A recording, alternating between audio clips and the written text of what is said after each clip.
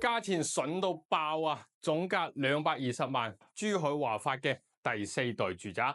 視頻裏邊所展示嘅係120平方，但係120平方比人哋150平方嘅空間都要大。我哋先從入門口同大家介紹下，子母大門贈送嘅，門外邊有6個平方米嘅私人空間，係不計入房本面積都係送嘅。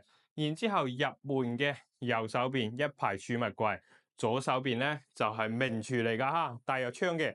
推拉門都係有嘅，廚房裏邊係西門子嘅電器4件套，包括中央空調都係交樓標準。客廳開間就非常誇張啦，6米闊嘅客廳開間，連接我哋8米嘅陽台，超智能化嘅社區。點解咁講？因為佢支持無人機配送外賣到屋企。你睇，客房出邊仲有個8個平方嘅露台哈。好，再過嚟就係書房嘅位置啦。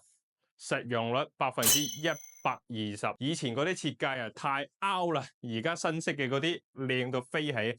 再過嚟就係兒童房、公共衛生間，仲有主人房套間嚟嘅。門呢度仲有一個洗手間。我哋小區配套嘅係文園書包，你冇聽錯，係文園書包，5分鐘就可以到達香洲嘅主城區，30分鐘到達香港，仲有深圳。